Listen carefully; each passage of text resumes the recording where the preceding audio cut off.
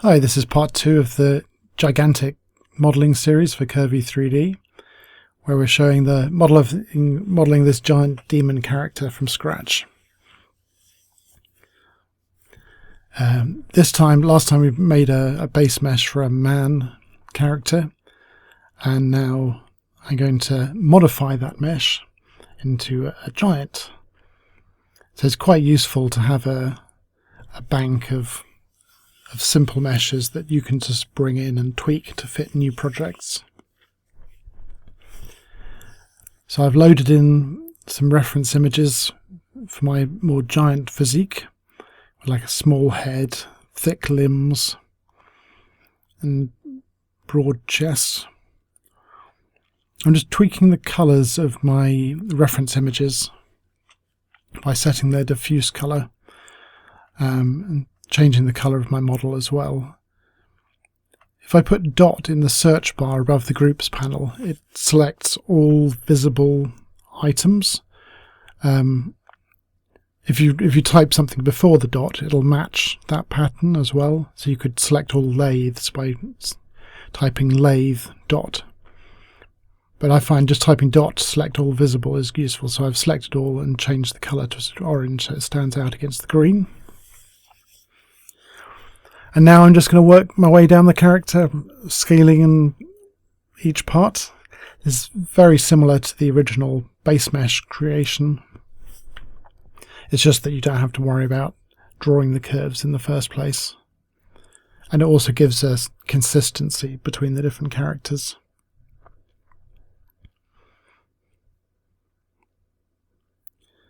So I'm just to keep track of things, I'm hiding everything first. And then I'll reveal the bits that I want to sculpt.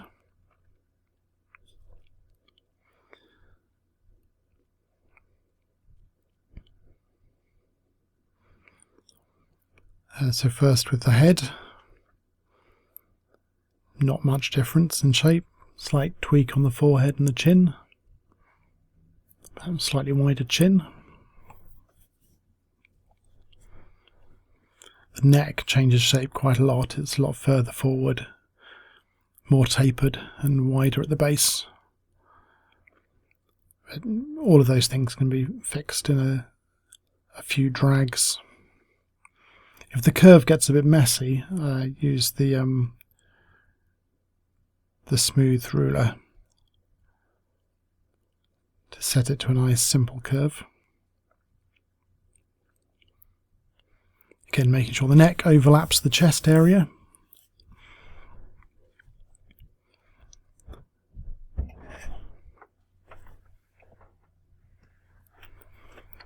rest of the shoulder area needs thickening up.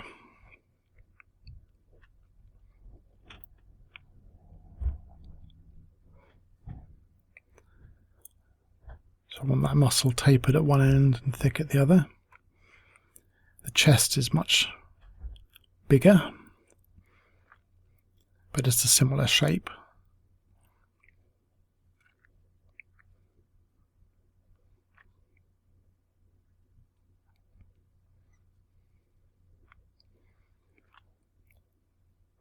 So you can shape the things from different views. So it's handy to have both the views open at once. You're not having to rotate the model around all the time.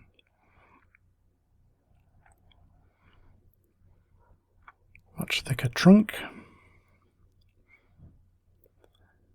For more control over small segments of the curve, you can use the number keys to press between 1 and 0.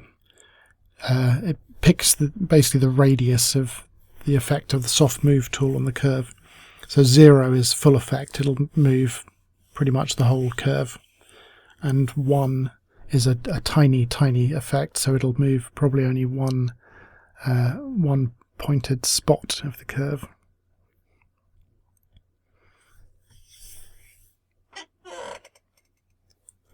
Shifting the pelvis.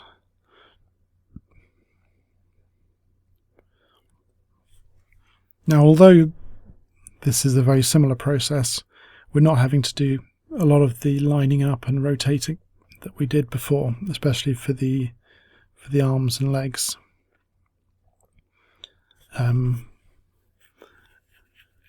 Where we had to do a lot of moving sometimes with the curves, when we're reshaping it, we only have to fine-tune the details.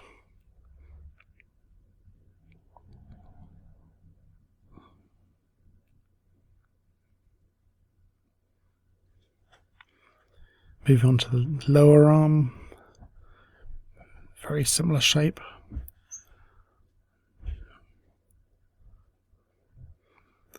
So I'm switching here between moving entire curves by pressing W to get the move tool and T to get the soft move tool.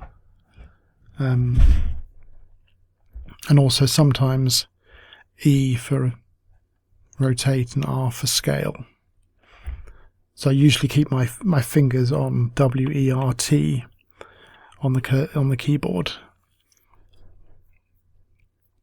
and move so I can move quickly between all three tools. Obviously, this character's sketch is in a different pose, so I'm going to have to rotate the leg out. But conveniently, the calf and the foot rotated with it.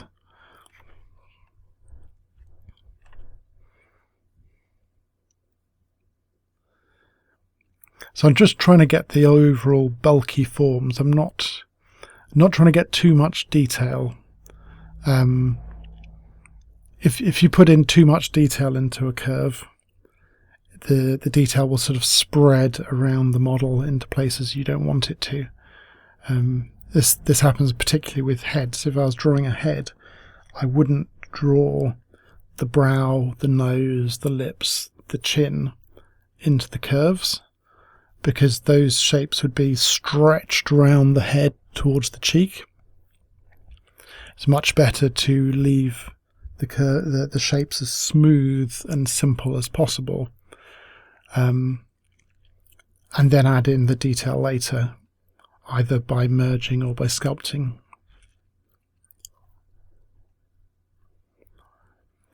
Tweaking the feet into shape, and everything's grouped up already on the side, so I can Control C and not Control Z, Control C and edit paste mirrored to get the completed giant character.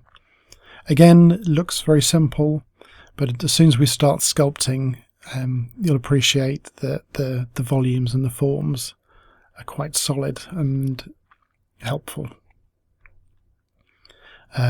This is in contrast to other methods where you might just start off with a sphere and build the entire character off that. I find I get more control. It's easier to draw, and it's just simpler. Simpler for me to do. Well, thanks for watching, and on to part 3.